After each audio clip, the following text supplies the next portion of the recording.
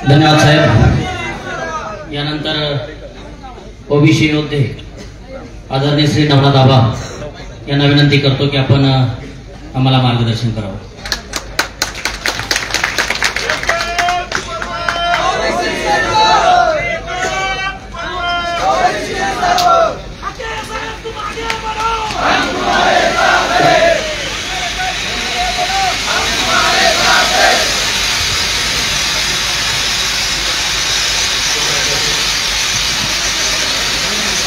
संस्थापक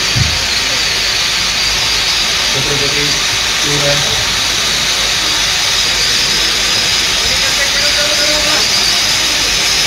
क्रांतीसूर्य महात्मा ज्योतिराव फुले आरक्षणाचे जनक राजश्री शाहू महाराज, संविधानाचे निर्माते भारतरत्न डॉक्टर बाबासाहेब आंबेडकर, राजमाता अहिल्यादेवी होळकर, यशवंतराव होळकर, संत भगवान बाबा, अण्णाभाऊ साठे,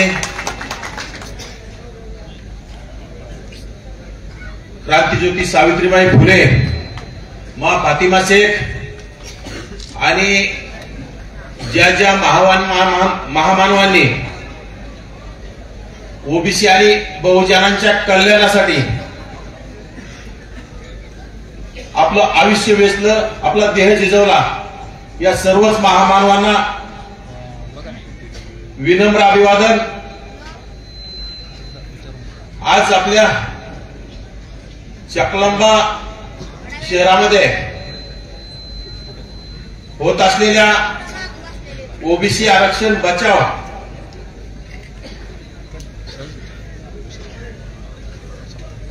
मेळाव्या निमित्त विचार मंचावर उपस्थित असलेले माझे सहकारी ओबीसी नेते आदरणीय लक्ष्मणरावजी हाके साहेब,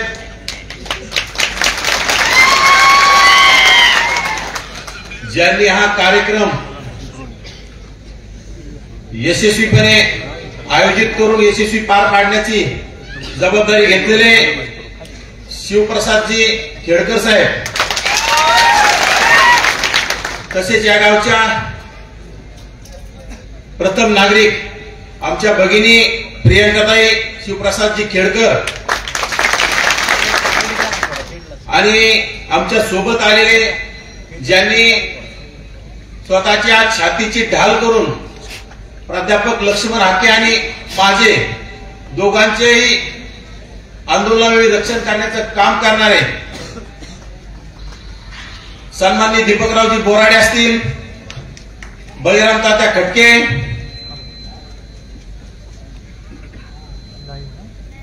शिवाजीराव टेळे,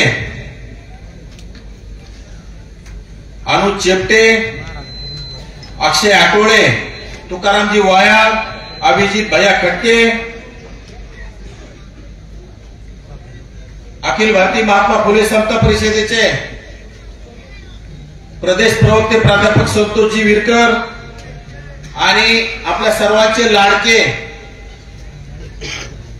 जरांगेंना जरांगेच्या स्टाईल मध्ये उत्तर देणारे बाबासाहेबजी बटुळे मामा व तसेच या पंचक्रोशीतून आलेले माझे पूर्वीपासूनचे असणारे मित्र, शिरूर कासार जवळ असणारं त्यांचं गाव श्री आजीनाथरावजी गवळी,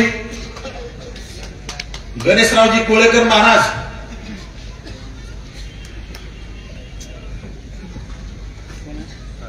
व तसेच या चकलंबा पंचक्रोशीतून आलेले सर्वच ज्येष्ठ श्रेष्ठ ओबीसी बांधव, माता आणि भगिनींनो,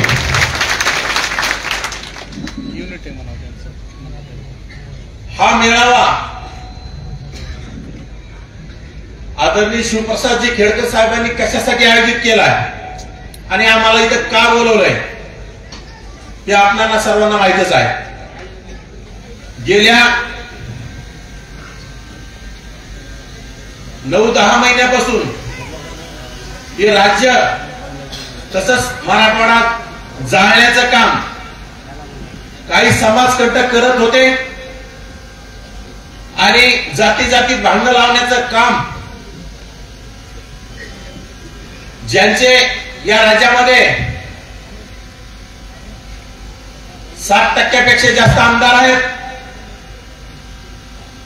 ज्यांचे या राज्यामध्ये 48 पैकी 32 खासदार आहेत, ज्यांचे या राज्यामध्ये 200 कारखान्यापैकी साखर कारखान्यापैकी 90% कारखाने त्यांचेच आहेत, सूतगिरण्या त्यांच्याच आहेत, जेवढ्या राज्यात सहकारी बँका असतील पतसंस्था असतील ह्या सुद्धा त्यांच्याच आहेत. मग महाराष्ट्र जाण्याचं कारण काय?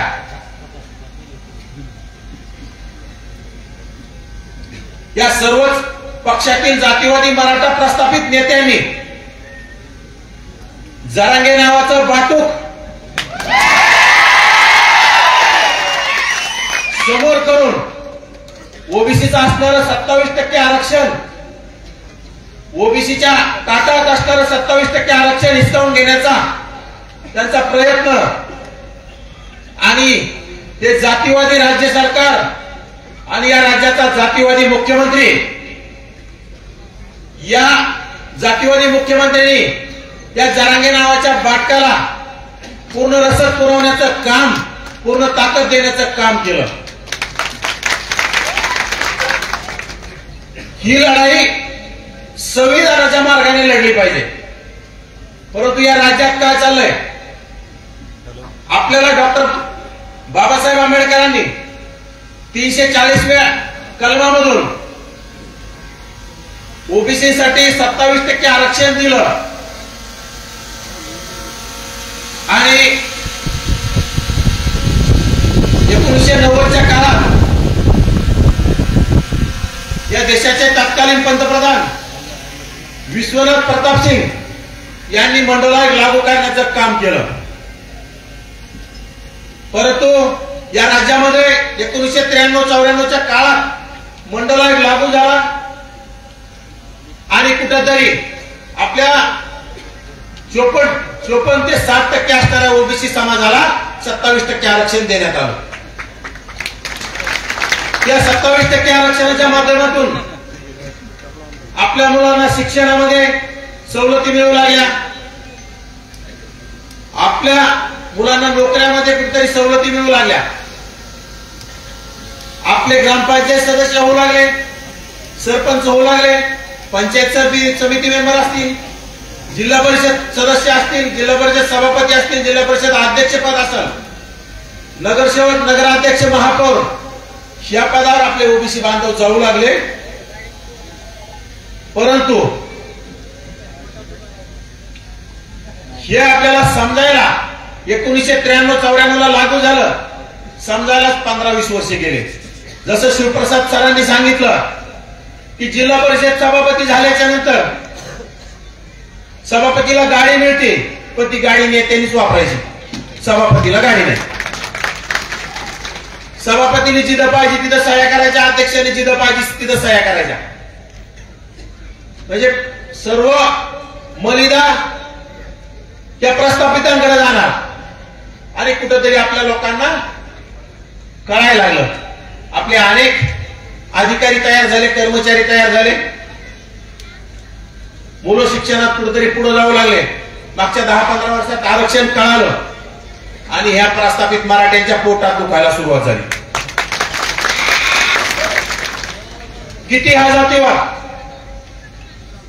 भारत स्वतंत्र झाल्यापासून तुमच्या गेवराईचा एखादा ओबीसीचा आमदार झालाय का एका वेळेस तरी? मग आजपर्यंत या गेवराई तालुक्यानं मराठ्यांनाच आमदार केलं. ज्यामधील पंडित असतील, पवार असतील, ह्यो पंडित गेला की त्यो पंडित, त्यो पंडित गेला की पुन्हा त्यो पंडित आणि ह्यो पवार गेला की त्यो पवार, अशी परिस्थिती तुमच्या गेवराई तालुक्याची. परंतु आज अशी परिस्थिती आहे, जरांगेची मागणी असंविधानिक आहे, संविधानाला धरून त्याची मागणी नाही. त्याला शिक्षक त्यांच्या मराठ्यांना शिक्षणामध्ये ईडब्ल्यूएस मधून 10% आसपास आरक्षण दिलंय, एसईबीसी मधून सुद्धा आरक्षण दिलंय. राहिलं साहिलं 54 ते 57 लाख बोगस कुणबी नोंदी मार्फत या राज्यामध्ये बोगस कुणबी नोंदींच्या मार्फत बोगस प्रमाणपत्र वाटप करण्याचं या राज्य सरकारनं पाप केलंय. म्हणजे ओबीसी मध्ये सुद्धा आले तसे, तरी पण पट्ट्यांचं पोटच भरणार. मुख्यमंत्री यांचा, राज्यमंत्री यांचेच मंत्री जास्त, गुत्तेदार बी यांचेच. आपले लोक बंजारा समाज आणि वंजारी समाज या राज्यामध्ये जर ऊस तोडीला गेला नाही ना, या जातीवाद्याचे सर्व साखर कारखाने बंद पडतील. आणि आता येणाऱ्या काळात खरंच गरज आली या गोष्टीची, यांचं नाक दाबायचं तरच हे तोंड उघडतील. यांच्या कारखान्याला जायचं नाही. साखर कारखान्याला ऊस तोडायला जायचं असेल तर दुसऱ्या राज्यात जायचं, पण त्या महाराष्ट्रातल्या मराठ्यांच्या कारखान्याला जायचं नाही. म्हणजे यांची आज आपण आजपर्यंत कामं करत आहोत. यांना दादा, भाऊ, भैया, राजे म्हणत आलो.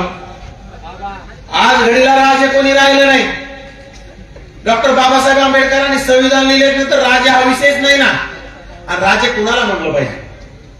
आज एक राजा विशाळगडाच्या पायथ्याशी जाऊन मुस्लिम समाजाला उद्ध्वस्त करण्यासाठी सुपारी घेण्याचं काम करतो आणि मुस्लिम समाजाला उद्ध्वस्त करण्याचं काम करण्याचा प्रयत्न करतो. याला राजा कसा म्हणायचा?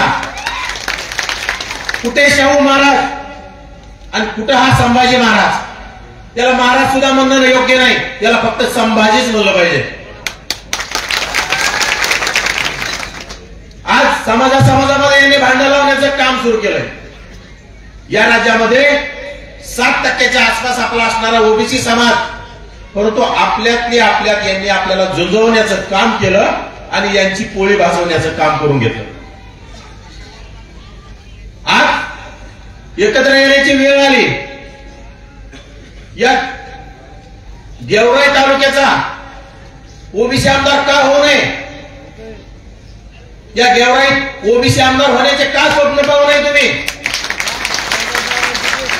आणि स्वप्न कधी बघायचे आणि कधी ओबीसीचा आमदार करायचा?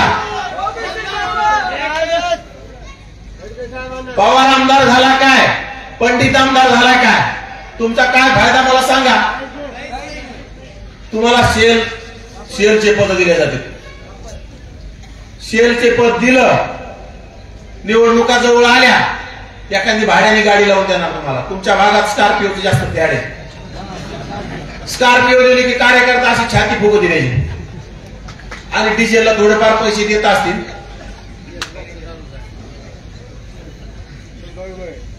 सभेमध्ये नाव घ्यायचं, मग तो आकडतच नाही. आपल्या समाजाचे सगळे मतं त्याला निवडून देण्याचं काम करतो.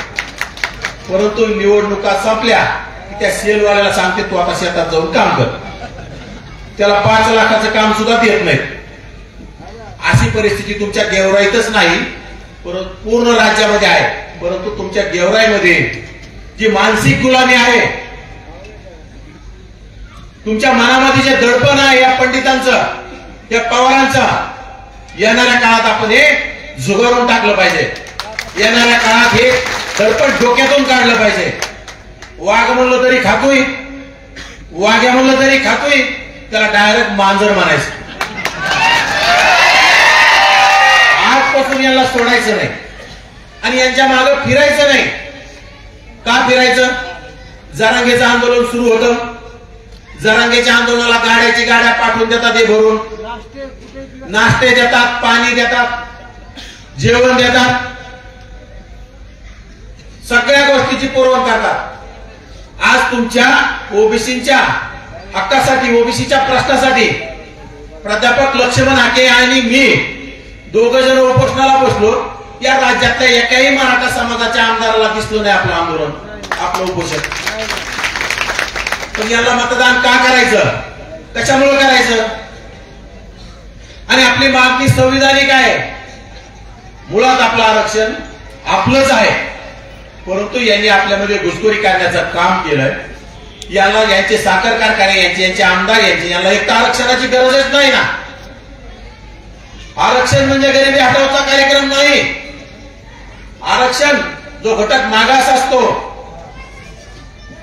ज्याची संख्या कमी असते, ज्याच्यामध्ये शिक्षणाचं प्रमाण कमी असतं, राजकारणात यांना कोणी निवडून देत नाही, अशा लोकांना आरक्षण दिलं जातं.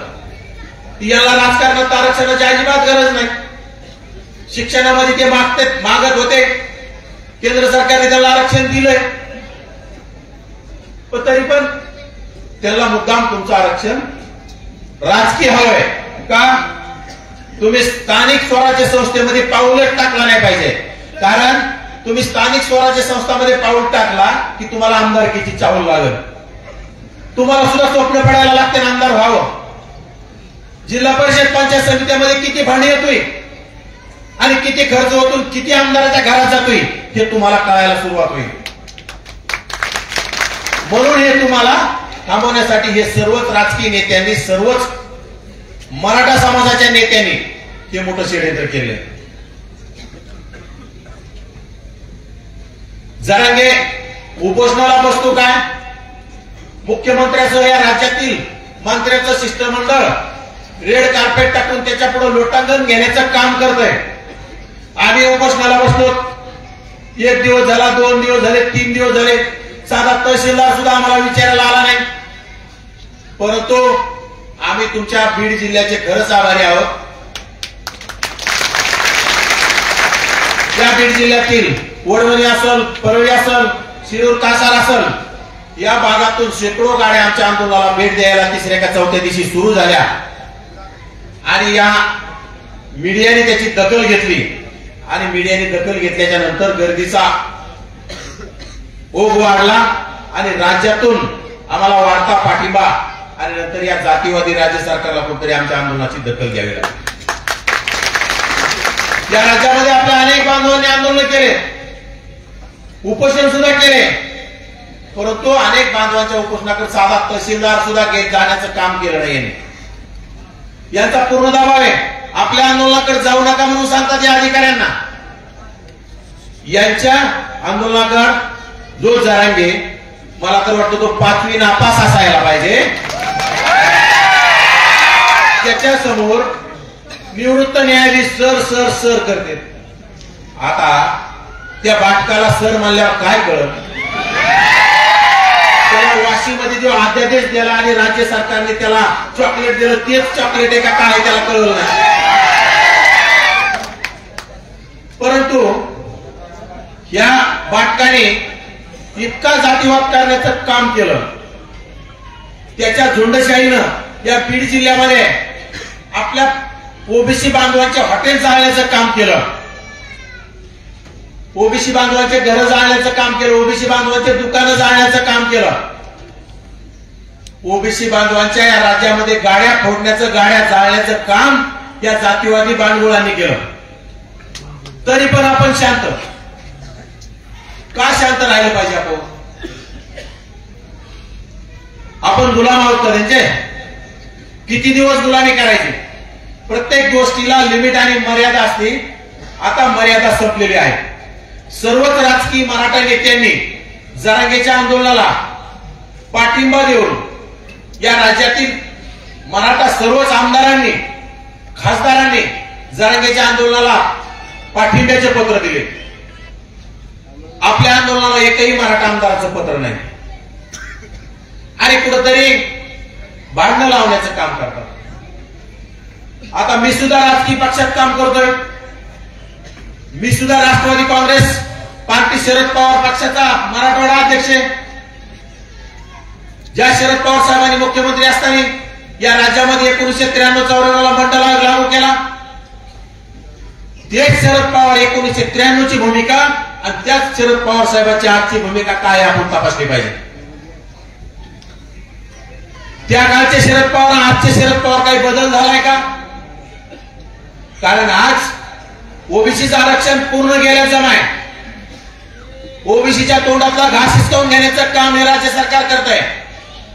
पण जो आपण आजपर्यंत पुरोगामी विचारांचे शरद पवार म्हणत आलो, 18 पगड जातीनं सोबत घेऊन काम करणारे शरद पवार म्हणत आलो, ते शरद पवार आपल्या ओबीसीच्या आरक्षणावर भर सुद्धा काढत नाहीत आणि जरांगेच्या आंदोलनाला भेट द्यायला जातात.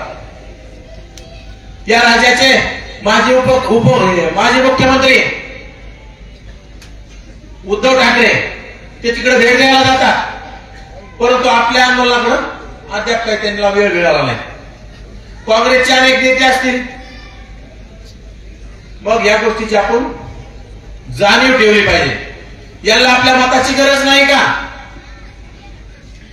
आपल्याला यांनी गृहीत धरलेलं आहे, आपण फुकट मतदान करतो. त्याला प्रत्येक निवडणूक आले की आपल्या खांद्यावर हात टाकला, तुमचे 3 पिढ्याचे संबंध म्हणलं, तुम्ही माझ्या घरचे माणसे, तुम्ही माझ्या जवळचे म्हटलं की आपण मोठ्या मनाने यांना मतदान देत आहोत. परंतु बांधवांनो, येणारी पिढी आपली, येणाऱ्या पिढीचं नक्कीच आज जर आपण शांत राहिलो आणि यांना जर धडा शिकवला नाही तर येणाऱ्या पिढीचं वाटोळं झाल्याशिवाय राहणार नाही आणि ती पिढी तुम्हाला नाव ठेवल्याशिवाय राहणार नाही. कारण ओबीसीचं आरक्षण पूर्ण संपुष्टात आलंय. राज्य सरकार म्हणतं आम्ही ओबीसीच्या आरक्षणाला धक्का लावणार नाही. जरांगे म्हणतो आम्ही 80% तर घुसलो आहोत, राहिलेलं 20% लवकरच जाणार. आम्ही या जातीवादी मुख्यमंत्र्याला वारंवार टीव्ही चॅनलच्या माध्यमातून विचारत आहोत की तुम्ही म्हणता आम्ही ओबीसीच्या आरक्षणाला धक्का लावत नाही आणि जरांगे म्हणतो 80% घुसलोय. 57 लाख बोगस कुणबी नोंदी मार्फत प्रमाणपत्र वाटप झाले, मग घुसत कसे नाहीत आम्हाला तुम्ही विश्लेषण करून सांगावं. त्यावर सुद्धा या जातीवादी मुख्यमंत्र्यांचं लक्ष नाही. मग आपण किती दिवस शांत राहायचं? कुठंतरी आपल्या सर्वांच्या बीड जिल्ह्याच्या सहकार्यामुळे आणि बीड जिल्ह्याच्या पाठिंब्यामुळे आमचं आंदोलन यशस्वी झालं. राज्यातून पाठिंबा मिळाला. तो पाठिंबा मिळाल्यामुळं राज्य सरकारच्या शिष्टमंडळाला आपल्याकडे यावं लागलं. तरी पण शिष्टमंडळाने आपल्याला तोंडीच आश्वासन दिलेलं आहे. काय सांगितलंय? ओबीसीच्या आरक्षणाला धक्का लागणार नाही. ज्या 57 लाख बोगस कुणबी नोंदी मार्फत प्रमाणपत्र वाटप केले, यामध्ये आम्ही श्वेतपत्रिका काढू आणि हे प्रमाणपत्र रद्द करू. ज्या अधिकाऱ्यांनी दिले आणि ज्यांनी घेतले त्या दोघांवरही कारवाई करण्याचं काम करू. परंतु दुसरा एक विषय आहे, सगळ्या सोयऱ्यांचा अध्यादेश ते आम्हाला म्हटले तो काढता येणार नाही आणि जरांगेला म्हणतात आम्ही लवकरच काढतो. परंतु सगळ्या सोयऱ्याचा जर अध्यादेश काढला तर एकट्या ओबीसीचं आरक्षण धोक्यात नाही, माझ्या एससी आणि एसटी बांधवांचं सुद्धा आरक्षण 100% जाणार आहे. त्यामुळे हा लढा एकट्या ओबीसीचा राहिलेला नाही. आता या मराठ्यांना ओबीसी सह एससी एसटी ना सुद्धा आता संपवायचंय. त्यामुळे माझ्या एससी आणि एसटी बांधवांना नम्रपूर्वक विनंती आहे की आपण सुद्धा या लढ्यामध्ये आता येणाऱ्या काळात उतरलं पाहिजे. बांधवांनो, सगळ्या सोयऱ्याचा जर जी आर काढला, सगळे म्हणजे काय? सगळे म्हणजे रक्ताचे नाते, बहीण भाऊ, त्याच्या नात्यात त्या बहिणीचे मुलं, भावाचे मुलं, त्याला आरक्षण मिळू शकतं. सोयरे म्हणजे काय? एखाद्या एससी एसटी बांधवांनी उच्चवर्णीयांच्या कुटुंबातली एखादी मुलगी बायको म्हणून आणली तर त्या उच्चवर्णीयाला सुद्धा एससी एसटीचं आरक्षण द्यायचं का? म्हणजे हे आरक्षण कुणाला ठेवायचं नाही असा या राज्य सरकारने प्लॅन केला. म्हणजे संविधान धोक्यात आहे आणि संविधान धोक्यात आहे म्हणून आपण पूर्ण मराठ्याला मतदान केलं. आता लोकसभेला आपल्या मुस्लिम बांधवांनी मराठ्यांना मतदान केलं. संविधान धोक्यात. आता 2 दिवसापूर्वी ऑडिओ क्लिप व्हायरल झाली. तुमच्या जिल्ह्याचे खासदार ते काय बजरंगी भाईजान, त्याला एका मुस्लिम तरुणानं फोन केला, मुस्लिम बांधवानं त्याला फोन केला आणि विचारलं, साहेब तुम्ही बोललं पाहिजे होतं. तर ते त्याला चारेवर यावीची भाषा बोलला, माझा मालक आहे का तू? आणि त्या बजरंगीला कळायला पाहिजे मतदार हा मालक असतो आणि प्रतिनिधी हा गुलाम असतो. तुम्ही ज्याच्या जीवावर निवडून आलात त्यालाच तुम्ही दादागिरीची भाषा करायला लागला. म्हणजे तुम्ही निवडून येऊन 2 महिने बी नाही झाले तर तुम्ही जातीवर आले का? आणि या राज्यामध्ये सगळ्याच मराठा खासदारांनी जात दाखवण्याचं काम केलंय. आमच्या मतदारसंघात सुद्धा आम्ही ज्याला मतदान केलंय तो सुद्धा निवडून आला की मग तुम्ही फक्त मराठ्यांच्या जीवावर निवडून आले. आणि येणाऱ्या काळात ते आमदार सुद्धा हेच करणार आहेत. उद्या 2024 ची विधानसभा निवडणूक आली ते मराठ्याला आपण मतदान केलं की ते म्हणणार आहेत आम्ही फक्त मराठ्यांच्याच निवडून मराठ्यांच्या जीवावर निवडून आलो, तुम्ही बसा बोंबलत घरात. त्यामुळं येणाऱ्या काळात यांनी जसे आपले लोकांना जातीवाद करून पराभूत करण्याचं काम केलं, काय केलं होतं आपल्या भगिनी आदरणीय पंकजाताईनं? अनेक मेळावे झाले त्या ओबीसी समाजाच्या आरक्षणाच्या संदर्भात. आदरणीय पंकजाताई साहेब जातीवाद होईल म्हणून, नको कुणाला विरोध करायचा म्हणून त्या मेळाव्याला सुद्धा आल्या नाहीत. ठीक आहे, भुजबळ साहेब त्यांच्या विरोधात बोलले, बाकी काही जानकर साहेब बोलले असतील, परंतु पंकजाताई साहेब एकाही मेळाव्याला आले नाही. मग त्या जरांग्यानी त्या बाटुकाने या बीड जिल्ह्यात येऊन ताईंच्या विरोधात एवढी गरज ओकण्याची, एवढं षडयंत्र करण्याची काय गरज होती?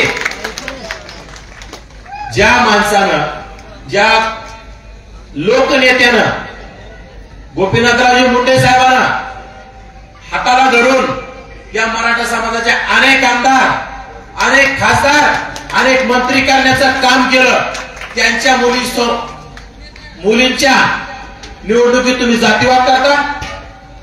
याला लाजा वाटल्या पाहिजे. तुम्हाला ओबीसीचं 60% मतदान चालतं पण ओबीसीचा प्रतिनिधी चालत नाही.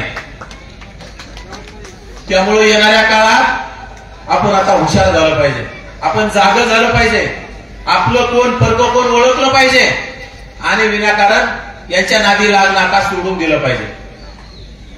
मी तर म्हणतोय आता आपल्या 60% 400 पेक्षा जास्त जातीचे लोक आपण राहतो. आता काय होईल? आम्ही सांगतो आपला झाला पाहिजे, आपल्या प्रत्येकाला वाटत मी उभा राहिलं पाहिजे. म्हणजे आहेच पुन्हा पवार नाही तर पंडित डोक्यावर. त्यामुळं तुमच्या तालुक्याने सर्वांनी एकत्र बसून ठरवलं पाहिजे, मराठा डोक्यावर घेण्यापेक्षा आपला एखादा गरीब असेल, आपला कुठल्याही समाजाचा असेल, एकाला पुढं करा आणि त्याला आमदार म्हणून द्या, या भागाचा प्रतिनिधी म्हणून समोर आणा. आणि हे केल्याशिवाय हे मराठी शांत राहणार नाहीत. कारण यांनी आपल्याला गृहीत धरलं म्हणून वारंवार आपल्या विरोधात यांचं षडयंत्र आहे. गेल्या 2020 पासून ओबीसीच्या स्थानिक स्वराज्य संस्थेमधलं आरक्षण यांनी घालवलंय. सरकार महाविकास आघाडीचं होतं तरी आपल्याला आरक्षण वाचवलं नाही. महायुतीचं आलंय तरी आणखी त्याच्यामध्ये काही करत नाही. म्हणजे 2-2.5 वर्ष झाले जिल्हा परिषद, पंचायत समिती, नगरपालिका, महानगरपालिकेच्या निवडणुका होत नाहीत. ज्या नगरपंचायत, काही नगर परिषदा आणि ग्रामपंचायत झाल्या त्या निवडणुकामध्ये आपल्या ओबीसी बांधवांना मुकावं लागलं. कारण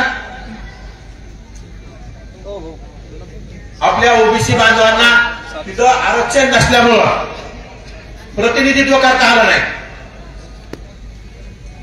त्यामुळं आरक्षण अत्यंत महत्वाचं आहे.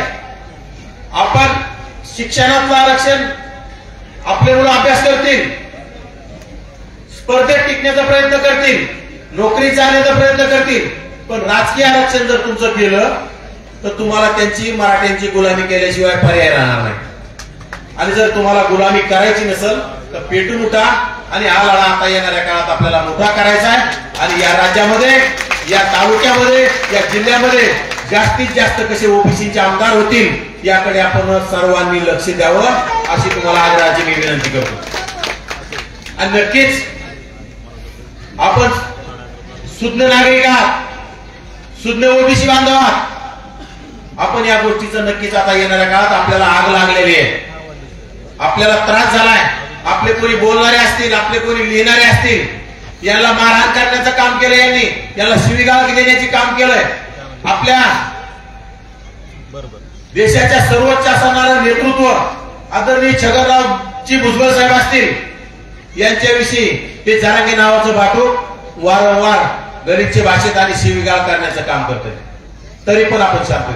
त्यामुळे येणाऱ्या काळात आता या अशा बाटकांनी भुजबळ साहेबांवर टीका केली, आदरणीय पंकजाताईवर केली, आदरणीय धनंजय मुंडे साहेबांवर करू द्या, पडळकर साहेबांवर करू द्या, अशा कुठल्याही आपल्या ओबीसीच्या नेत्यावर जर यांनी टीका केली तर आपण सोशल मीडियाच्या माध्यमातून जशाच तसं उत्तर या माकडांना दिलं पाहिजे. आणि आपण नाही दिलं तर मग काळ सोपवतोय. आपल्याला पर्याय नाही. मी अगोदरच सांगितलंय, वाघ म्हणलं तरी खातोय, वाघ्या म्हणलं तरी खातोय. त्यामुळे आता त्याला मांजर म्हणायचं आणि आता आपण पुढे चालायचं आणि आपलंच राज्य आणायचं, एवढीच आपल्याकडून अपेक्षा व्यक्त करतो आणि माझं लांबलेलं भाषण थांबवतो. जय हिंद, जय महाराष्ट्र, जय ओबीसी.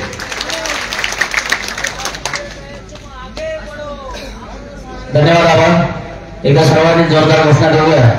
एकच पर्व ओबीसी ओबीसी एकजुटीचा विजय असो. यानंतर आदरणीय श्री ओबीसी योद्धे प्राध्यापक लक्ष्मणराव हाके सर यांना विनंती करतो की आपण आम्हाला मार्गदर्शन करावं. लक्ष्मण हाके साहेब तुम आगे बढ़ो. हाके साहेब तुम आगे बढ़ो.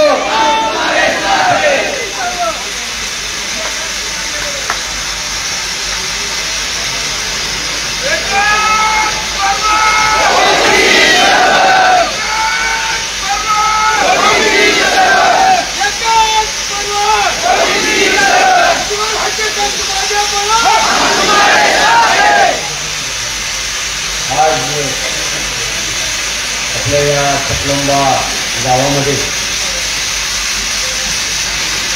राज्यव्यापी ओबीसी आरक्षण बचाव अंतर्गत आक्रोश यात्रा या गावामध्ये आलेली आहे. या गावामध्ये तुम्ही जे आमचं हार्दिक असं स्वागत केलं, हे स्वागत बघून खरं तर उद्या मीडियाच म्हणणार आहे किंवा आपले विरोधक म्हणणार आहेत, बघा कसा सत्कार झाला, कसा स्टेज आहे. खर तर या गावच्या प्रथम नागरिक आमच्या ताई, त्याचबरोबर IIT इंजिनियर असलेले खेडकर साहेब, त्याचबरोबर आता विचारपीठावर मला वाटतं 10 वाजून गेले. कायदा मोडायला मला पण आवडत नाही, पण आता पर्याय नाही, कारण एवढी माणसं इथं जमलेले आहेत. मला वाटतं स्टेज पण भरलंय आणि उभं पण राहिलेली लोक आहेत, तरुण वर्ग आहे, माझ्या माता भगिनी आहेत, आणि स्क्रीन लावून परत बाहेर एखाद्या आमदार खासदाराची सभा होती.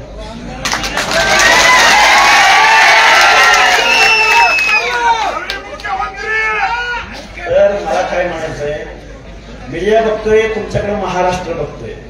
केळकर साहेब, तुमच्यासारखा माणूस, तुमच्या सुविद्य पत्नी यांनी जो विकास केलाय, खरं तर तुम्ही मगाशी सांगत होता आणि एवढं शांत सायलेंट भाषेत सांगत होता, बरोबर मन भरवले.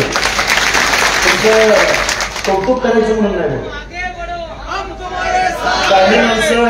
काही माणसं बोल एवढी असतात आणि काही माणसं करते असतात. आणि मग करत्या लोकांपैकी मी तुम्हाला खरोखर तुमचा वारसा आहे राजकीय, तुम्ही खरं तर नोकरीत आहात, IIT इंजिनियर आहात, गरज आहे तुम्हाला.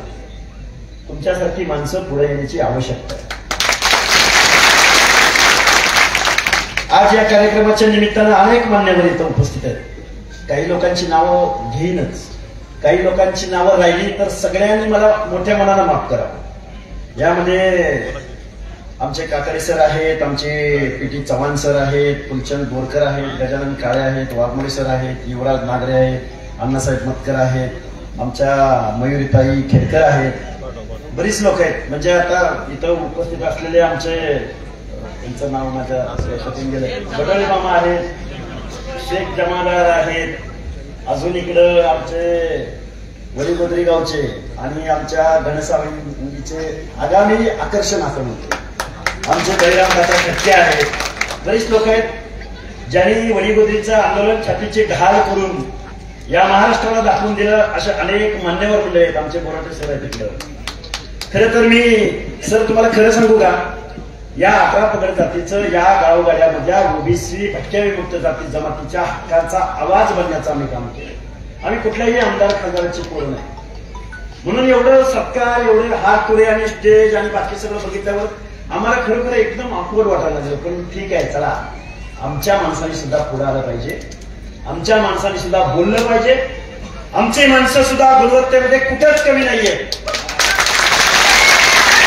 काय म्हणतो माणूस म्हणतो, अरे कवी यांच्या हाताखाली आमच्या पोरांना काम करावं लागतं. साहेब IIT इंजिनियर आहात आणि एक IIT इंजिनियर 11 पगड जातीच्या लोकांना बरोबर घेऊन काम करतो आणि 1 रुपयाचा आम्ही न घेता काम करतो.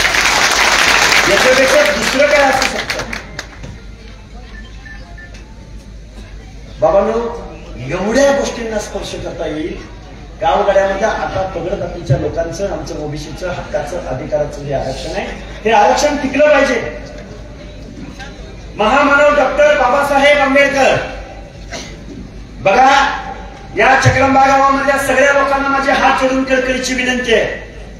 या देशाला स्वातंत्र्य मिळत होतं त्यावेळी महामानव डॉक्टर बाबासाहेब आंबेडकर म्हणायचे शहराकडे चला, आणि त्याच वेळी महात्मा गांधी म्हणायचे खेड्याकडे चला. त्यावेळी गावगाड्यात मला 75 राहतोय. गावगाड्यामध्ये माझ्या दीनदलितावरती अन्याय होतोय. गावगाड्यातल्या माझ्या दीनदलितांच्या बाबतीमध्ये स्पृश्यता पाळली जाते आणि हे बालंट कुठेतरी दूर व्हावं, शहरामध्ये जावं आणि शहरामध्ये मग शिक्षण घेतल्यानंतर वाघिणीचं दूध केलेले बछडे गुरगुरल्याशिवाय राहणार नाही. ही सभा कुठल्याही आमदार खासदाराची सभा नाही, कुठल्याही प्रस्थापित माणसाची सभा नाही. ही सभा आता बघा, इथं स्टेजवर आल्यानंतर इथं धनगर समाजाच्या बांधवांनी सत्कार केला, इथं माझ्या बंजारा समाजाच्या लोकांनी सत्कार केला. याच्याही पलीकडे जाऊन माझ्या विजयंती अप्रवर्गातल्या प्रतिकात्मक तुम्ही केलं, मला तुमचे आभार मानावे तेवढे कमी. माळी समाजाच्या लोकांनी मला सत्कार केला. याच्याही पलीकडे मला विशेष कौतुक असं तुमचं करावं असं वाटतं की माझ्या पारधी भगिनी आणि पारधी बांधवांना आणि त्यांनी आमचा सत्कार कशाने केला तर जाळी दिल्या. जाळी दिली. आता जाळं लावायचंय तुम्हाला, मला जाळं.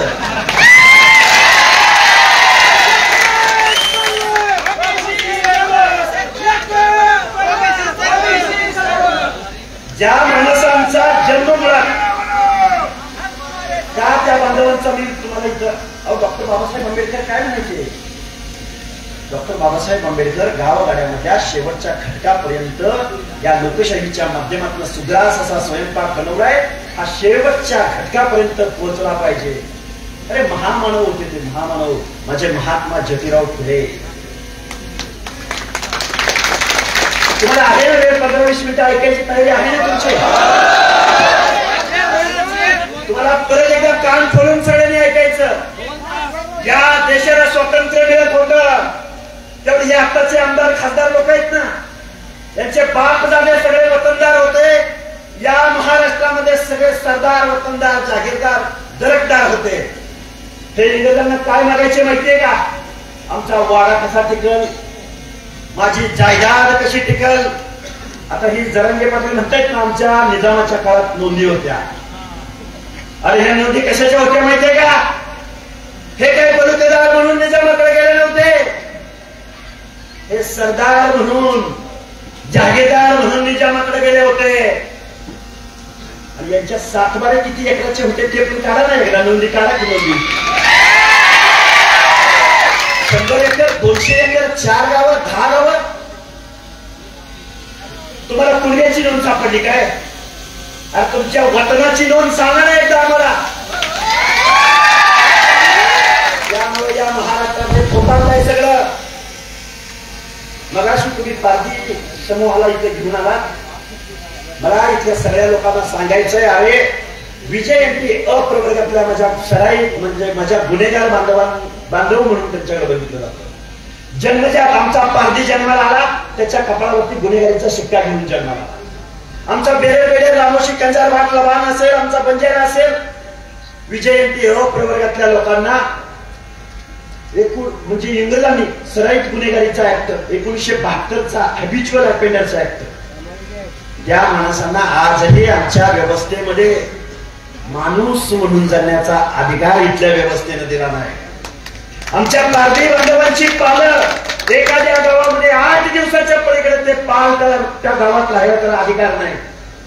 हा माणूस काय म्हणतो, आम्हाला मागासलेपणाचं सर्टिफिकेट द्या. पण माझ्या गावगाड्यामधला अनाथपंथी डवरी गोसावी, माझ्या गावगाड्यामधला पारधी, माझ्या गावगाड्यामधल्या विमुक्त अप्रवर्गातली माणसं, माझ्या गावगाड्यातल्या ब प्रवर्गातली माणसं. ब प्रवर्गात कोण आहे? कुडमुड्या जोशी, मेडेलिया जोशी, तो चित्रकथी. म्हणजे ब प्रवर्गातल्या माणसाला सुद्धा त्यांचा पुरावा देता येत नाही, दाखला करता येत नाही, शिक्षण घेता येत नाही. हे का सांगायला लागले मी तुम्हाला? कारण ही माणसं मागास आहे. या माणसांना महामानव डॉक्टर बाबासाहेब आंबेडकरांनी ओबीसी, अदर बॅकवर्ड क्लासेस, विजयंती, एसबीसी अंतर्गत तुम्हाला आरक्षण दिलंय. आणि मग या आरक्षणाच्या माध्यमातून आता कुठेतरी एखादा बंजारा समाजाचा आमदार होतोय, एखादा बंजारी समाजाचा आमदार खासदार, एखादा म्हणतोय, मी जास्त म्हणत नाही. काय माहितीये का, आता माझ्या पाया बापड्या इकडं गावगाड्यातली सगळी बुजुर्ग मंडळी बसलेली. तुमचं आमचं गावगाड्यातलं झालं काय माहितीये का? तुमचं आमचं गावगाड्यामध्ये असं झालं वाघमोडे महाराज, गावगाड्यामध्ये तुमच्या आमच्या घरामध्ये एखादं लेकरू जन्माला आलं ना, तुमच्या आमच्या माता भगिनी त्याचं बारसं घालतात. म्हणजे त्याचं नामकरण सोहळा त्या लेकराचा करतात, संस्काराचा सोहळा. आणि मग पाळणा म्हणला जातो. सुरेल अशा आवाजामध्ये माझ्या माता भगिनी सगळ्या एकत्र येतात. आणि तो पाळणा म्हणत असताना तो पाळणा कुणाचा म्हणतात? तर तो पाळणा म्हटला जातो, माझा राजा शिवाजी ग, माझा प्रभू रामचंद्र ग, माझा श्रीकृष्ण ग. काय म्हणतात आपल्या माता भगिनी? पाळणा कुणाचा म्हणतात? राजा शिवाजीचा पाळणा. त्याच्या नावानं हे लेकरू मोठं व्हावं, या लेकरानं कलेकटर व्हावं, या लेकरानं आमदार खासदार व्हावं. माझा नामदार ग, माझा आमदार ग. तिला बिचारीला माहित नसतं आमदार कोण होतो, कधी होतो. पण आमच्या जरांगे पाटलांच्या घरामध्ये, आमच्या जरांगे पाटलांच्या घरामध्ये लेकरू जन्माला आलं तर त्या माता भगिनी काय म्हणतात माहितीये का? माझा आमदार ग, माझा खासदार ग. आणि आमदार खासदार नाही जमला तर कारखान्याचा डायरेक्टर ग. आणि डायरेक्टरशिप नाही जमले तर जिल्हा बँक आहेच, माझा डीसीसी बँकेचा चेअरमन ग. आणि ते पण नाही जमलं, 5 कोटी 10 कोटी 20 कोटीचा कर्ज बुडव्या माझा झोलर ग. गावगाड्यामधल्या माझ्या 11 पगड जातीने राजा छत्रपती शिवाजी महाराजांची आयडिओलॉजी बाळगावी. गावगाड्यामधल्या माझ्या 11 पगड जातीने रयतेचा राजा छत्रपती शिवाजी, महामानव डॉक्टर बाबासाहेब आंबेडकर, महात्मा ज्योतिराव फुले, पुण्यश्लोक अहिल्यादेवी होळकर, सगळ्या माणसांनी आदर्श बाळगावा, आयडिओलॉजी बाळगावी. आणि या माणसाने मात्र सत्तेमधून पैसा, पैशामधून सत्ता, परत पैशामधून सत्ता. मग पवार साहेब, या गावगाड्यामधलं आमचं ओबीसीचं आरक्षण चॅलेंज केलं जातंय, आमचं आरक्षण डावलं जातंय, आमचं आरक्षण हिरावून घेण्याचा घाट या महाराष्ट्रात घातला जातोय. आणि आमचा जाणता राजा शरदचंद्रजी पवार मात्र एक शब्द बोलायला तयार नाही. द्या ना उत्तर, बोला ना, हे मागासांचं आरक्षण आहे. डॉक्टर बाबासाहेब आंबेडकर म्हणायचे, ज्या घरामधली महिला, परत ध्यान देऊन ऐका सगळी मंडळी, ज्या घरामध्ये महिला चाऱ्याच्या आणि सरपणाच्या शोधात घर सोडून डोंगराच्या कुशीला जाते, ते घर कधी सुधारलेलं असू शकत नाही. कुणाच्या महिला काम करतात? ऊस तोडावा कुणी तोडावा? ऊस माझ्या बंजारी समाजाच्या महिलांनी. ऊस कुणी तोडावा? बंजारा समाजाच्या, होलार समाजाच्या महिलांनी. मेंढपाळीचा व्यवसाय कुणी करावा? धनगरांच्या महिलांनी. गावगाड्यामध्ये दिवस उगवल्यानंतर दिवस मावळेपर्यंत तडकत्या उन्हामध्ये काम कुणी करावं? माझ्या 18 पगड जातीच्या लोकांनी. अरे आमच्या महिलांचे चेहरे रापलेले असतात. हे का मी तुमच्या समोर बोलायला लागलोय? कारण मागास म्हणून ज्यावेळी घ्यायचा तुम्हाला अधिकार कधी प्राप्त होतो? ज्यावेळी गावगाड्यामधल्या महिलांचं राहणीमान, गावगाड्यामधल्या महिलांचं शिक्षणाचं गळतीचं प्रमाण, माझ्या भटकरी मुक्त जाती जमातीमधले लेकरं आश्रमशाळामध्ये ऍडमिशन घेतात, पण 7वी झाल्यानंतर त्या मुलांच्या एलसी काढायला पालक तिथपर्यंत जात नाहीत, म्हणजे माझ्या लेकीबाळी 7वी नंतर शिक्षण घेत नाहीत. अरे गावगाड्यामध्ये तुम्ही ग्रामीण भागामधली माणसं आहेत. गावाच्या जिल्हा परिषदेच्या शाळेमध्ये पहिलीला 50 मुलींनी ऍडमिशन घेतलं तर त्यातल्या 5वी 6वीला येईपर्यंत त्यातल्या 10-20 गळतात. त्या 8वी 9वीला गेल्या की पुन्हा त्यातल्या 10-20 गळतात. त्या 10वीला गेल्या की त्या 50 मुलीपैकी फक्त 15-20 उरतात. आणि 10वी झाल्यानंतर 11-12वीला जाईपर्यंत त्यातल्या 5च उरतात, 6च उरतात. आणि मग इंजिनिअरिंग मेडिकलला जाईपर्यंत त्या 50 मुलीमधल्या फक्त 2-4च मुली उरतात. हे मागासलेपण आहे ना. राज्य मागासवर्ग आयोगाचा सदस्य म्हणून या गोष्टी तुमच्या समोर मांडतोय. कारण गावगाड्यामधल्या 18 पगड जातींच्या लोकांचं हे मागासलेपण आहे. आजही गावात कष्ट करणारी ही माणसं आहेत. आजही यांना या लोकशाहीचे सुग्रास असं फळं चाकता आलेली नाहीत. या माणसांचा आवाज तुम्हाला बनावा लागेल. इथल्या आमदार खासदारांना जाब विचारावा लागेल. इथले आमदार खासदार आमचं आरक्षण जात असताना गेलेत कुठं? जरांगे म्हणतात आम्ही 60% आहोत गावगाड्यामध्ये. काय 60%? मोजा ना आम्हाला एकदा, मोजा. करा जनगणना, जनगणना करा. गावगाड्यामध्ये कुणाची संख्या किती आहे एकदा कळेल. ते जरांगे काय म्हणतोय, वाघमोड महाराज कुठे आहे? धनगर समाजाच्या लोकांना मला आवर्जून सांगायचंय, आम्ही आणि धनगर एक भाऊ भाऊ म्हणतोय. काय म्हणतोय?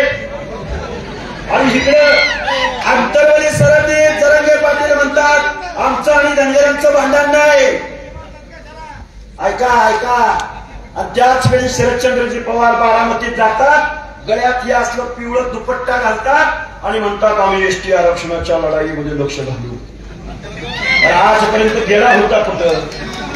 आमच्या 4 पिढ्या एसटी आरक्षणासाठी खपल्या, पण आमचं विजयंती, आमचं ओबीसी मधलं आरक्षण साहेब 3.5% आरक्षण आहे.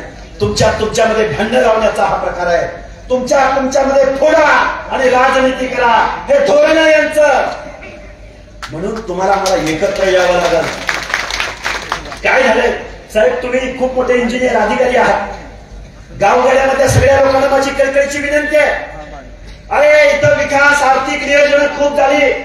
मुंबईमध्ये वरळी सी लिंक पूर्ण झाला, कोस्टल रोड पूर्ण झाला, पुणे मुंबई एक्सप्रेस वे पूर्ण झाला, समृद्धी महामार्ग पूर्ण झाला. काही माणसं येतात हाकेसर लय विकास झालाय, एवढा विकास झालाय, तुम्ही कशाला असलं बोलताय? विकास झाला ना, आर्थिक विकास झाला ना. हजारो लाखो करोडो रुपये समुद्राचा तळ घेऊन तो पूल बांधला गेला. बांधला पाहिजे, विकास झाला पाहिजे. पण माझ्या गावगाड्यामधल्या भटक्या विमुक्त जातीच्या लोकांना, माझ्या गावगाड्यामधल्या ओबीसीच्या लोकांना आजही या फुले शाहू आंबेडकरांच्या महाराष्ट्रामध्ये जिल्ह्याला वसतिगृह मिळत नाही. आजही आमचा इथला एखादा खासदार या देशाच्या संसदेमध्ये ओबीसीची बाजू मांडायला निवडून जात नाही. गेल्यास तुले का दुसरे, पण त्यांना ओबीसीचा लॉ फॉर्म बी माहित नाही. म्हणून गावगाड्यातल्या सगळ्या 18 पगड जातीच्या लोकांना सांगलाय, जातीची युती झाली पाहिजे. गावगाड्यामधल्या सगळ्या लोकांना माझी विनंती आहे, गावगाड्यातल्या सगळ्या लोकांना माझी कळकळीची विनंती आहे. बाबांनो, हे तुमचं आमचं आरक्षण टिकवायचं असेल तर गावगाड्यामध्ये आंबेडकरी जनतेला तुम्हाला मला बरोबर घ्यावं लागेल. मी माननीय बाळासाहेब आंबेडकरांचा आभार व्यक्त करतो की तुम्ही उशिरा का होईना ओबीसीच्या बाजूने उभं राहिलात, आमच्या लढ्याला बळ मिळाले. पण याच्याही पलीकडे जाऊन आपल्या गावगाड्यातल्या मुस्लिम बांधवांना सुद्धा तुम्हाला मला समजावून सांगावं लागेल की तुम्हाला आम्हाला एकत्र यायचं.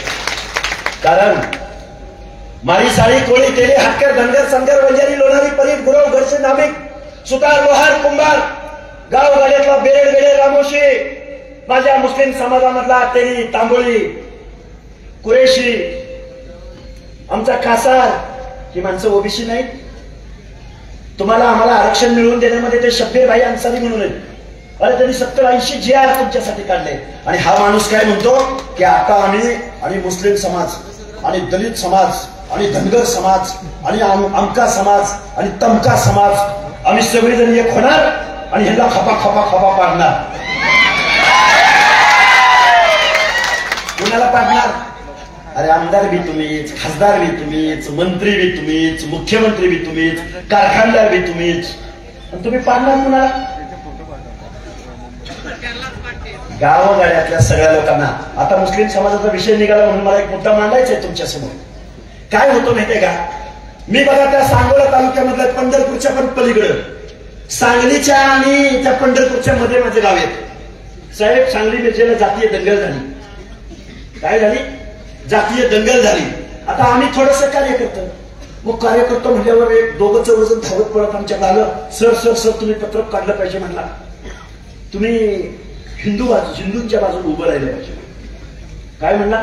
हिंदूंच्या बाजूने उभं राहिलं पाहिजे. त्या माणसाला मी प्रश्न विचारला. जमादार साहेब, त्या माणसाला मी प्रश्न विचारला.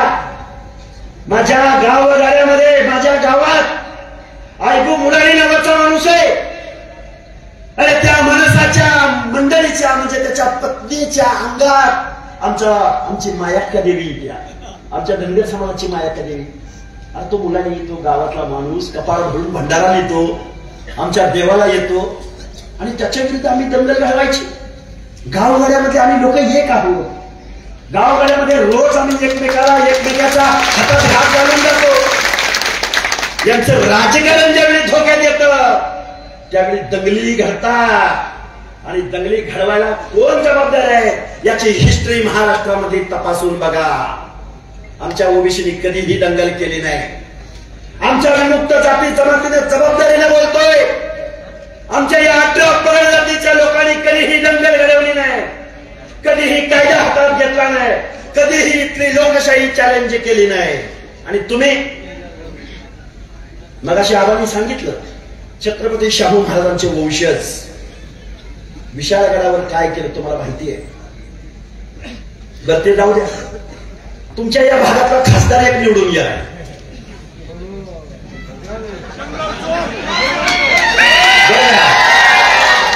त्याला एका माझ्या मुस्लिम बांधवाचा फोन गेला. आम्ही ऐकलंय, चांगला ऐकलंय. तो म्हणला तू मला असं का सांगतोयस. तो म्हणला अहो तुम्ही तुमचं एक स्टेटमेंट आलं पाहिजे, आम्ही तुम्हाला मतं दिली होती. काय म्हणला बिचारा? अपेक्षा व्यक्त केली, फक्त अपेक्षा. काय म्हणला? खासदार साहेब तुम्ही असं बोललं पाहिजे, आम्हाला आधार दिला पाहिजे, आमच्या बाजूनं तुम्ही बोललं पाहिजे, एवढी अपेक्षा व्यक्त केली. हो तू मला सांगतोयस, तुम्हाला आदेश देतोयस. तुम्ही आपलं कोण आणि परक कोण हे ओळखायला शिका. आमच्या संभाजी महाराजांचं राजकारण अडचणीत आलंय.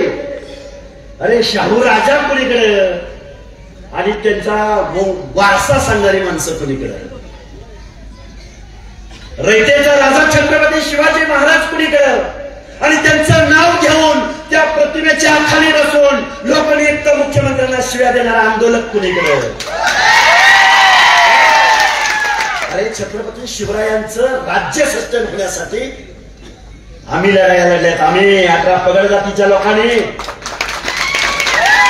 जीवा महाले शिवाकाशीत अरे जीवाची कुर्बानी केली. कुर्बानी छत्रपती शिवरायांसाठी.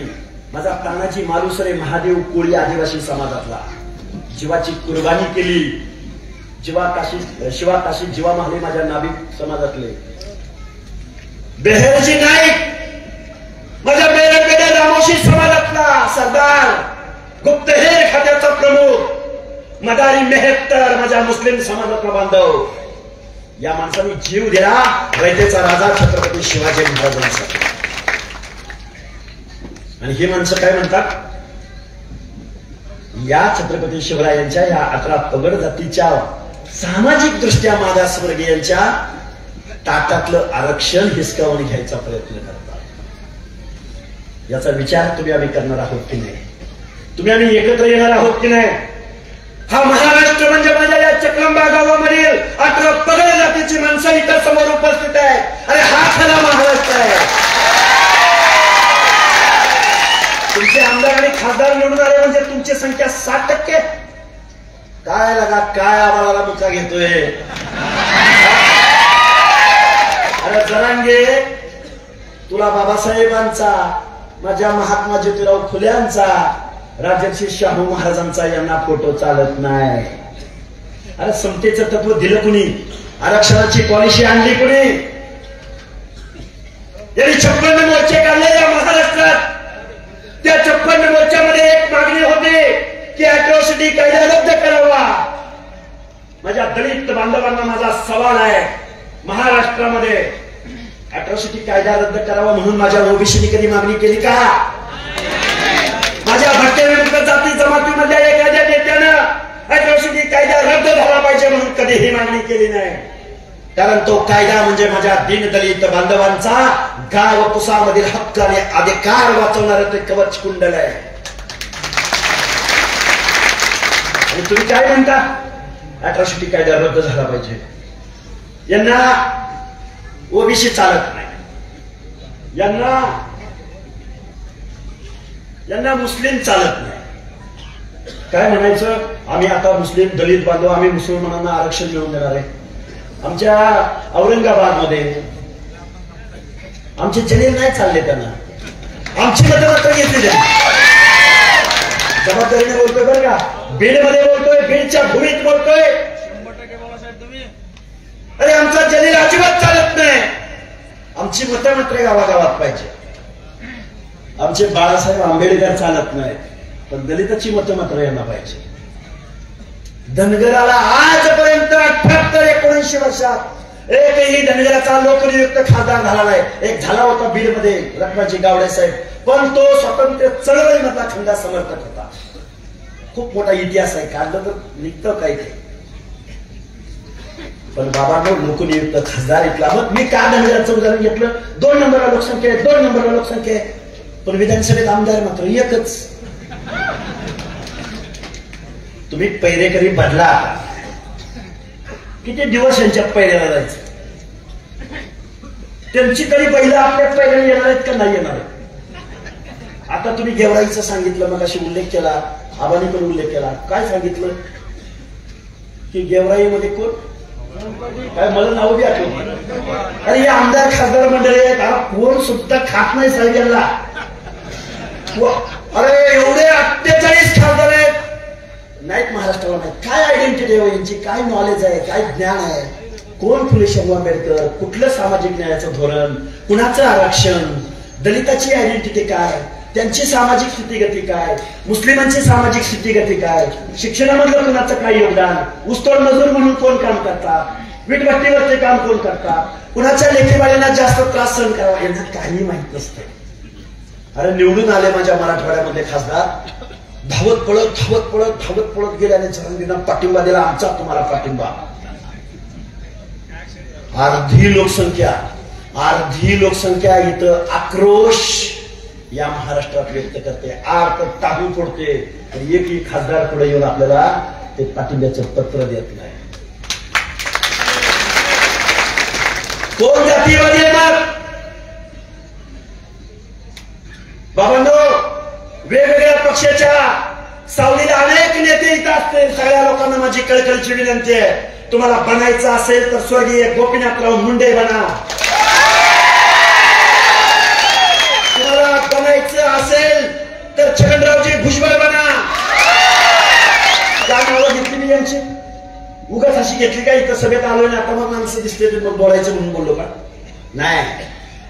स्वर्गीय गोपीनाथरावजी मुंडे, या देशामध्ये जातनिहाय जनगणना झाली पाहिजे. ओबीसींच्या हक्क आणि अधिकारासाठी 2011 साली भाजपचा राष्ट्रीय नेता त्या दिल्लीच्या संसदेला घेराव घातला होता. त्या घेराव्याचं नेतृत्व स्वर्गीय गोपीनाथराव मुंडे करत. घेतली पाहिजे ना ठाम भूमिका. ओबीसी आणि मागासवर्गीयांच्या बाजूने बोललं पाहिजे ना. छगनरावजी भुजबळ, अरे 450 जातीची भाषा त्यांनी बोलली. हे टिकलं पाहिजे. या लोकांना प्रतिनिधित्व मिळालं पाहिजे म्हणून छगनरावजी भुजबळ बोलले. त्यांना लगेच जातीयवादी 400 जातींची भाषा बोलणारा जातीयवादी आणि एका जातीची भाषा बोलणारा देव. अरे दादा हो, देवाच्या तोंडी शिव्या असतात का? माता भगिनीच्या नावानं शिव्या देव देतो का?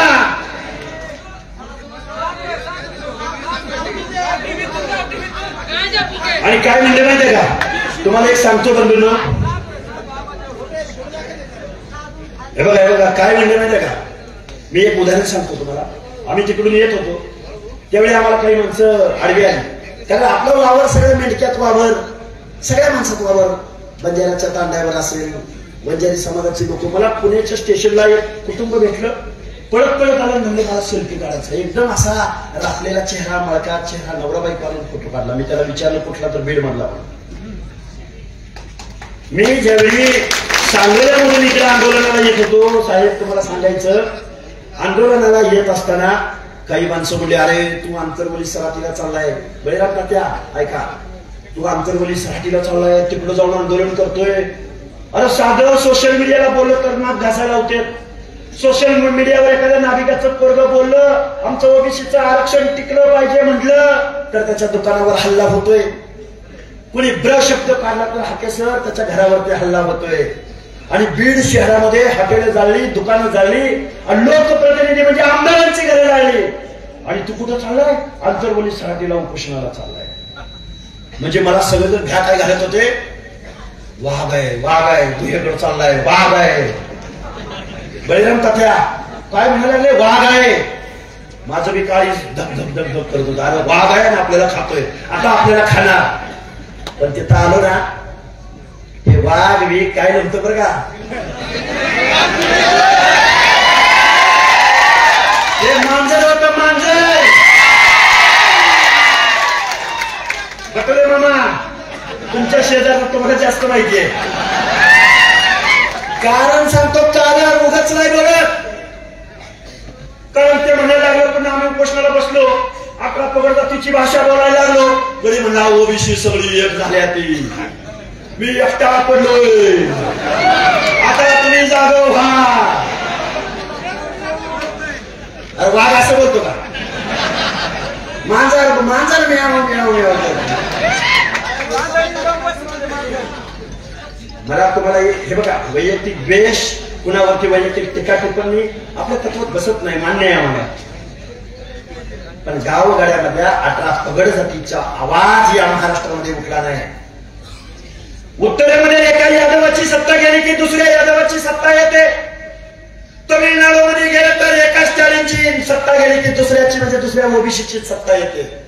पण माझ्या फुले शाहू आंबेडकरांच्या महाराष्ट्रामध्ये मात्र तुम्ही आम्ही सगळी माणसं एकत्र झालो नाही. बंजारांनी त्यांची वेगळी संघटना काढायची, बंजारींनी त्यांची संघटना वेगळी काढायची, धनगरांनी त्यांची वेगळी संघटना काढायची. ज्यावेळी राजकारण करायची वेळ येते त्यावेळी समाजकारण करते ती, आणि ज्यावेळी समाजकारण करायची वेळ येते त्यावेळी राजकारण करते ती. ठरवा की कुठंतरी काहीतरी. आपल्याला 1-2 नेता नाही टीपी सर, 100-150 आमदार या महाराष्ट्राच्या गेले पाहिजे. तर आम्ही, अरे राजसत्ता आणि राजपाट मागून मिळत नसतो, हक्क अधिकार हातात पटोला घेऊन मिळत नसता. डॉक्टर बाबासाहेब आंबेडकर म्हणायचे, कोण फक्कड पोरं असतील त्यांना माझं सांगणं आहे, ज्याला झडपीची स्वप्न पडतात, ज्याला आमदार खासदारकीची स्वप्न पडतात, घरामध्ये जावा आणि त्या भिंतीवरती लिहा. बाबासाहेब म्हणाले, मी नाही म्हणत, बाबासाहेब म्हणाले तुम्हाला राज्यकर्ती जमात बनलं पाहिजे. असंच म्हणाले का, तुम्हाला राज्यकर्ते जमात बनलं पाहिजे? कारण त्या डॉक्टर बाबासाहेब आंबेडकरांनी तुमच्या आमच्या मताला लाख मोलाची किंमत दिली. टाटा बिर्ला अंबानीच्या मतालाही तेवढीच किंमत, आणि कोयता घेऊन कृष्णा कोयनेच्या काठावर जाणाऱ्या माझ्या ऊसतोड मजुराच्या मतालाही तेवढीच किंमत. तर या पुढाऱ्यांनी काय केलं माहितीये का? या पुढाऱ्यांनी निवडणुकीचं व्याकरण जमवलं, निवडणुका जिंकण्याचं टेक्निक जमवलं.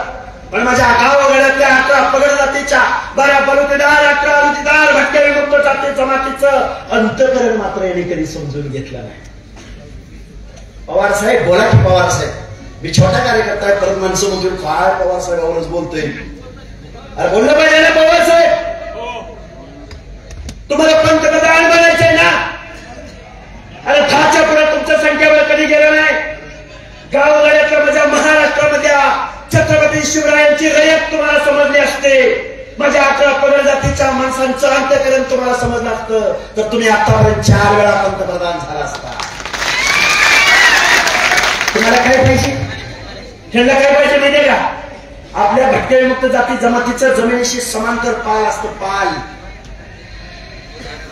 आणि हे जे पाल असतं ना, पाल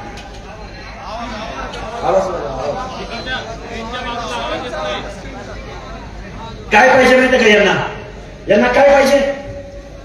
यांना पाहिजे आमच्या भटक्याविमुक्त काय म्हणे आम्हाला आरक्षण मिळालं पाहिजे. कशातून मिळालं पाहिजे? ओबीसी मधूनच मिळालं पाहिजे. अरे बाबा मिळत नाही ना ओबीसी मधून तुला आरक्षण. तुम्हाला मागास म्हणून तुम्हाला नाकारलंय.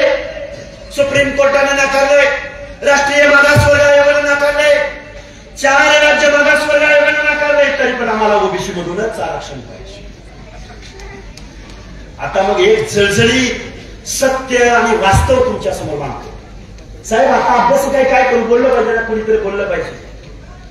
आपल्या 11 पगड जातीमधला जे आपले व्यवसाय आहेत, दोघ्याचा व्यवसाय आहे तुम्हाला माहिती आहे, आमच्या नाभिक बंधूंचा व्यवसाय आहे तुम्हाला माहिती आहे. मग आमचे ही पाटील मंडळी गरीब झाले ती मान्य आहे, गरीब झाले ती, पण आमच्या या बलुत्यामधला एखादा व्यवसाय त्यांनी स्वीकारलाय का? आहे का उदाहरण एखाद्या या महाराष्ट्रात? आमच्यावर गरिबी आली म्हणून आम्ही बलुत्याचा आणि आलुत्याचा व्यवसाय आम्ही स्वीकारलाय आहे? आणि आम्ही जन्मानं मागासवर्गीय आहोत, जन्मानं. आमचं मागासवर्गीयाचं डोहाळं तुम्हाला लागेल. काय मिळाले आम्हाला? आम्ही ओबीसी मुळे आमच्यावर ही वेळ आल्या आणि ओबीसी मुळे आमचं असं नुकसान झालंय. अरे दादा, ओबीसीचं आरक्षण मिळालं म्हणून आमच्या ओबीसीला 5-50 कारखाना नाही मिळाला. ओबीसींना आरक्षण मिळालं म्हणून आम्ही 5-50 तुमचं विधानसभेचं गडकाबीज नाही केलं. ओबीसींना आरक्षण मिळालं म्हणून आम्ही तुमच्या 5-6 लोकसभा ताब्यात नाही घेतल्या. काय मिळालं ओबीसीला? शिक्षक, पोलीस, एखादा प्रशासकीय अधिकारी, याच्याकडे काय मिळाले? बजेटमध्ये तर काहीच मिळालं नाही. 1% सुद्धा बजेट तुम्हाला 50-60% लोकांना मिळालं नाही. हा फुले शाहू आंबेडकरांचा महाराष्ट्र आहे, हा पुरोगामी महाराष्ट्र आहे? अजिबात नाही. या लोकांना तुम्हाला मला प्रश्न विचारावा लागेल. आता मी गेवराईच्या भूमीमध्ये बोलतोय, चकलांब्याच्या भूमीमध्ये बोलतोय, भगवान बाबाच्या पदस्पर्शाला पवन झालेल्या याच्यावर पलीकडे जाऊन स्वर्गीय गोपीनाथराव मुंडे यांची थाप इथे अनेक बुजुर्गांच्या खांद्यावर पडलेली असेल. त्या भूमीमध्ये मी तुम्हाला बोलतोय. आता पंडित नाही. आणि कोण पवार? पवार कोण आहे? पक्ष कुठला आहे? काही वगैरे सांगा. आता कोण पवार? काय योगदान त्याचं? कोण आहे? दिलं पत्र तुम्हाला तुमच्या ओबीसी आरक्षणाला पाठिंबा म्हणून पत्र दिलं? विधानसभेमध्ये प्रश्न विचारला का?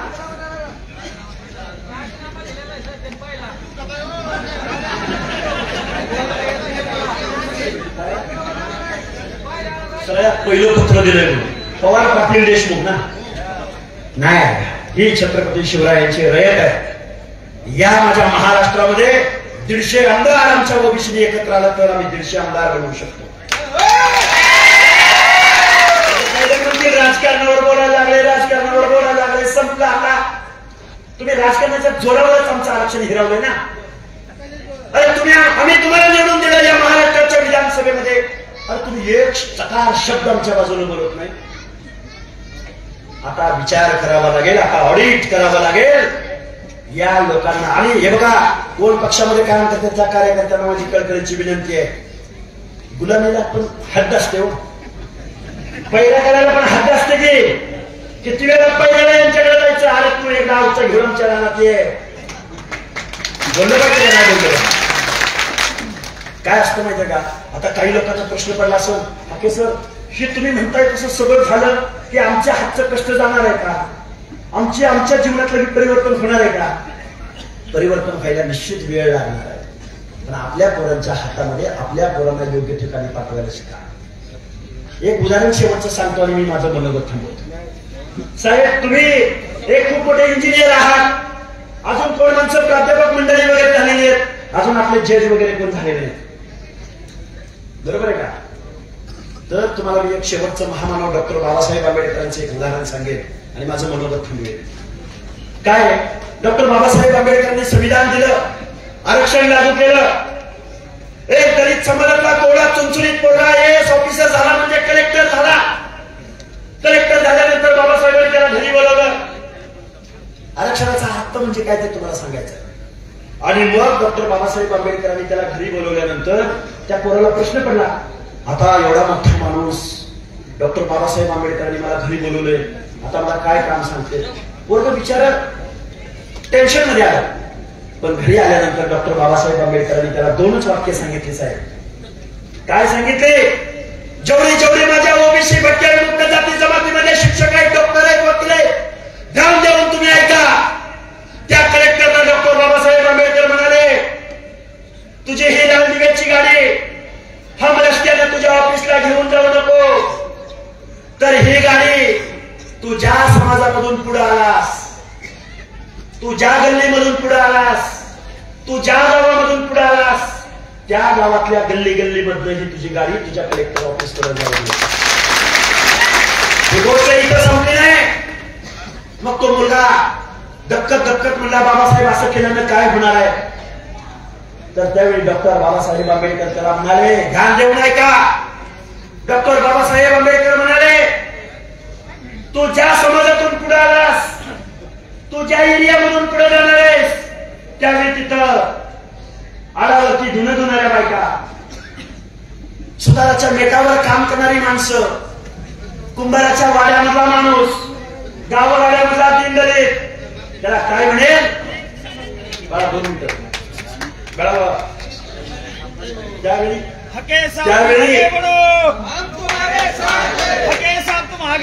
काय म्हणाले डॉक्टर बाबासाहेब आंबेडकर त्याला. बाळांनो, डॉक्टर बाबासाहेब आंबेडकर त्याला काय म्हणाले, तुझी ही गाडी हम रस्त्यावर न जाऊ देता या गावाच्या गल्ली गल्ली म्हणून जाऊ दे. त्यावेळी ते पोरग परत भीत म्हणाले, डॉक्टर बाबासाहेब आंबेडकर असं केल्यानं काय होईल. त्यावेळी डॉक्टर बाबासाहेब आंबेडकर म्हणतात, आरक्षणाच्या माध्यमातून तुला संधी मिळाली कलेक्टर होण्याची, तुला संधी मिळाली कलेक्टर होण्याची. तुझी गाडी लाल दिव्याची ज्यावेळी या गावातून पुढे जाईल, त्यावेळी तिथल्या बायकांना, तिथल्या माणसांना, तिथल्या समाजातल्या लोकांना वाटेल, आमचाही कलेक्टर झाला बरं का. काय वाटेल, आमचाही एक कलेक्टर झाला, आमच्यातही गुणवत्ता कमी नाही, आम्ही सुद्धा या देशाचे नागरिक आहोत. आता सगळ्याच पोरांना कलेक्टर नाही ना होता येणार. काही ठराविकच पोरांना कलेक्टर होता येईल, काही लोकांना प्राध्यापक होता येईल, काही लोकांना झडपी सदस्य होता येईल, काही लोकांना आमदार होता येईल, काही लोकांना खासदार होता येईल. तुमचं प्रतिनिधित्व तिथं पोहोचलं पाहिजे म्हणून रिझर्वेशनची पॉलिसी, म्हणून आरक्षणाची पॉलिसी. पण आमचं पाटील म्हणतोय आमची 20 एकरावर 2 एकरावर आल्या, आम्ही गरीब झालोय. गरिबी हटवण्यासाठी आरक्षण नाही, सामाजिक दृष्ट्या मागासवर्गीयांसाठी आरक्षण आहे. गेल्या हजारो वर्षाच्या व्यवस्थेमध्ये माझ्या गावगाड्यामधल्या बलुक्याला, आलुक्याला, माझ्या दीनदलिताला, माझ्या आदिवासीला गावच्या ग्रामदैवताच्या गाभाऱ्यामध्ये प्रवेश नाकारला. त्या माणसांच्या मनामध्ये या लोकशाहीचं तत्व प्रक्रियेत झालं पाहिजे आणि त्या माणसाला सुद्धा आम्ही या लोकशाहीचे नागरिक आहोत हे विन विन सिच्युएशन त्याच्या मनामध्ये निर्माण झाली पाहिजे म्हणून रिझर्वेशन आहे. पण ते जरांगे पाटील आणि त्याचं सल्लागार म्हणते माळ्याला दिले तर आम्हाला का देत नाही, धनगराला दिले तर आम्हाला का देत नाहीत. आणि काय म्हणलं, काल परवा एक तज्ञ माणूस आहे बघा, सारखं उठसूट मला कधी देतोय. म्हणला वंजारी समाज महाराष्ट्राला 2% आहे. आणि पुन्हा म्हणला धनगर किती आहेत, म्हणला धनगर 2 नाही तर 3% पुढे नाहीत म्हणला. म्हणला आमची जरा घेतो म्हणला आम्ही 60% म्हणला. 60% का तर यांचा खासदार सगळ्यात जास्त निवडून आलो. बाबांनो, तुम्हाला आम्हाला मतपेटीतनं तुमचा आमचा आवाज दाखवावा लागेल, तुमचे आमचे हक्क अधिकार टिकवावे लागतील. गावगाड्यातल्या सगळ्या लोकांना विश्वास द्यावा लागेल. राजकारणासाठी दंगली घडवून आणणाऱ्या लोकांना त्यांचा जबाब विचारायला लागेल, करायला जबाब. संभाजी महाराज हे योग्य नाही, समथिंग इज रॉंग. काय पाऊस पडतोय राव, त्या विशाळगडावर गेले आणि पड पावसात म्हणतोय घर पाडा, मस्जिद पाडा. हा महाराष्ट्र आहे फुले शाहू आंबेडकरांचा. तुम्हाला काय कळलंय शिवाजी महाराज? शिवाजी महाराजांचे सर्वात जास्त सरदार जबाबदारी निभवतोय कुठल्याही इतिहास तज्ञाला इथं आणा. माझ्या मुस्लिम बांधवामधले लोक होते. सगळ्यात जास्त लढाया शिवाजी महाराजांना कुणा विरुद्ध लढाव्या लागल्या माहितीये?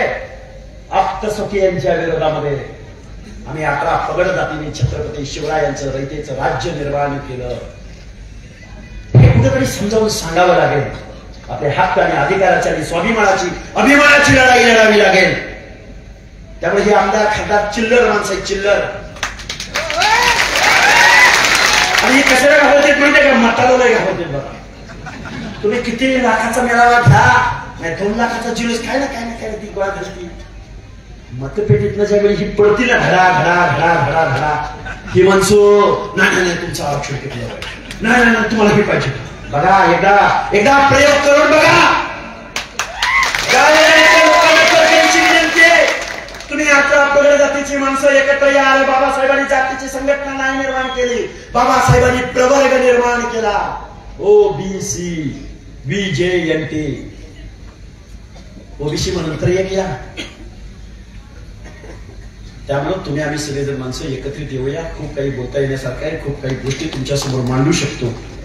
खूप काही बोलता येईल. 10ची वेळ मी ओलांडून परत बोललोय आणि बरंच बोलतोय. तर काही शिक्षक मंडळावर बोलतोय आणि काय वास्तव बोलावं लागतं, रोखोक बोलावं लागतं. ऐकायची तयारी नसली तरी बोलावं लागतं.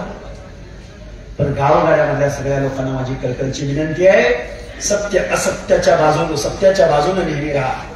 महात्मा ज्योतिबा फुले तरुणांना माझं सांगणं आहे, फुले शाहू आंबेडकर समजून घ्यायचा प्रयत्न करा. नका ते काय गाणी बिणी किती बघायचं असते. आपल्या हातात मोबाईल आला म्हणून काही पण नका बघू.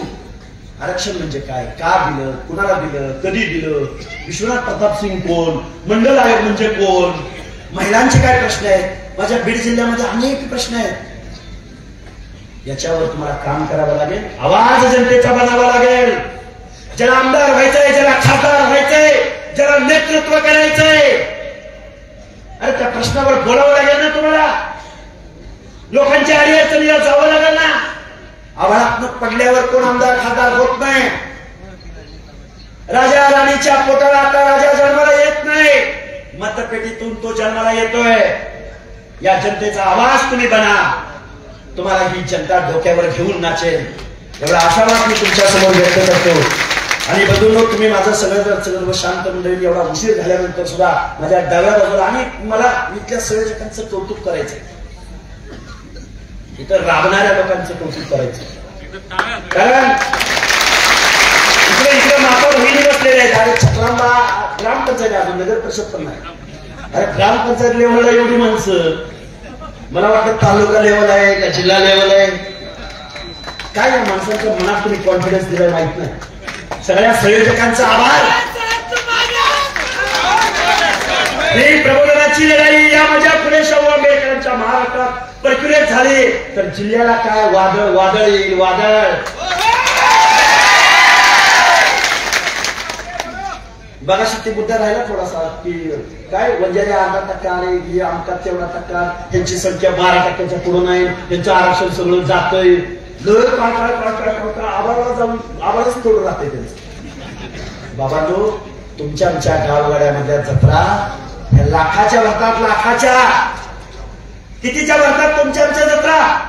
लाखांच्या जत्रा. पोहरादेवी लाखांची जत्रा, भगवानगड लाखांची जत्रा, माझा खंडोबा, मग तो खंडोबा माळेगावचा असू द्या नाही तर जेजुरीचा असू द्या, लाखांची जत्रा.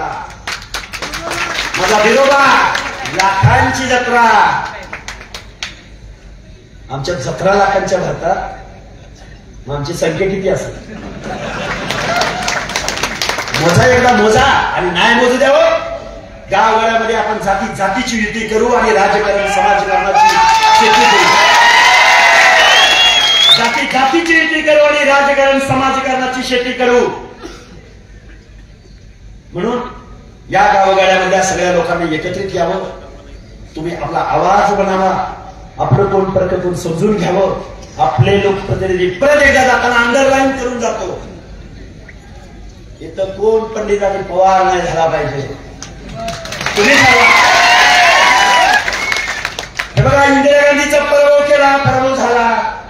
मग पराभव झाला म्हणून इंदिरा गांधीने काय तिची घरे काढून टाकली का? सगळ्यांची काढून टाकली. जुनी कोण माणसं असतील तर त्यांना माझं सांगायचं, सखा पाटील नावाचा एक खूप मोठा मुख्यमंत्री आपल्या दोन्ही द्विराष्ट्राचा मुख्यमंत्री होता. त्याचा पराभव जॉर्ज फर्नांडिस सारख्या फटक्या माणसानं केला. त्या जॉर्ज फर्नांडिस काय त्यांचं घर काढलं? अजिबात नाही. हे कायद्याचं राज्य आहे, ही लोकशाही आहे. इथं आम्ही सुद्धा नागरिक आहोत. आमचा सुद्धा आत्मभान, आत्मसन्मान, आमची सुद्धा इज्जत आहे. कुणाला हे घाबरायचं नाही. एखाद्या माणसावर अन्याय अत्याचार होत असेल तर 11 पगडदारी तिथं धावून जातील. हा विश्वास निर्माण करूया. तुम्ही सगळ्या लोकांनी माझं मनोगत ऐकलं त्याबद्दल मी तुमचा आभार व्यक्त करतो. जय भीम, जय ज्योती, जय मल्हार, जय अहिल्या, जय क्रांती. धन्यवाद.